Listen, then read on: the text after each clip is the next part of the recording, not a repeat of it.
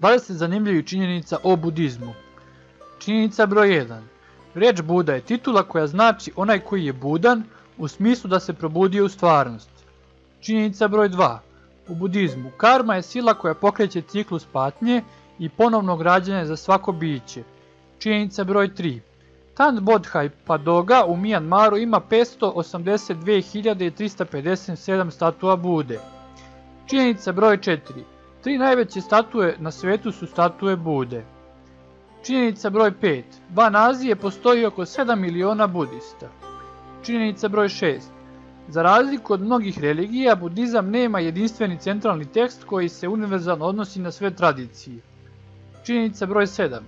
Neki budistički sveštenici praktikuju samo mumifikaciju tako što se podvržu posebnoj dijeti i nakon toga sami sebe žive sahranjuju u sakrofage. Činjenica broj 8. Postoji mjesto hodočašća u Šri Lanci koje je sveto za sve 4 najveće religije: hinduizam, budizam, hrišćanstvo i islam. Činjenica broj 9. Na Tajlandu, Burmi, Šri Lanci, Kambodži i Laosu budistička nova godina se slavi 3 dana. Činjenica broj 10. Svastika je poznata kao simbol povoljnosti u hinduizmu, budizmu i džainizmu. Činjenica broj 11. U Japanu homoseksualne veze između budističkih samuraja i sveštenstva su bile sasvim uobičajene.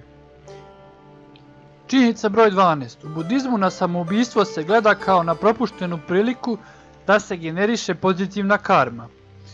Činjenica broj 13. Budističkim sveštenicima nije dozvoljeno da ubiju ni jednu životinju iz bilo kog razloga, čak i ako su u pitanju štetočine i gamad. Činjenica broj 14. Kina je zemlja sa najvećim budističkom populacijom na svetu, što je otprilike 244 miliona ljudi ili 18,2% njene populacije. Činjenica broj 15. Budizam gleda na ljude kao deo prirode, a ne kao na nešto što je odvojeno od nje. Činjenica broj 16. Neki kineski seljaci koriste plastične kalupe kojima oblikuju kruške u obliku Bude. Činjenica broj 17. Sadašnji Dalaj Lama je izabran za tu ulogu kada je imao 2 godine i formalno je priznat kao 14. Dalaj Lama kada je imao 4 godine. Činjenica broj 18. Za razliku od drugih religija, Dalaj Lama ne poziva one kojima je potreban duhovni azil da se okrenu ka budizmu, već da ostanu u svojim religijama. Činjenica broj 19. Kao tinejdžer Steve Jobs je putovao u Indiju da traži prosvjetljenje i vratio se kao budista. Činjenica broj 20. Istorijski Buda nije bio gojazan.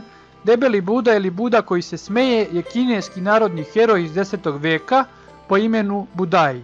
Za više videoklipova pretplatite se na kanal Pantopedija.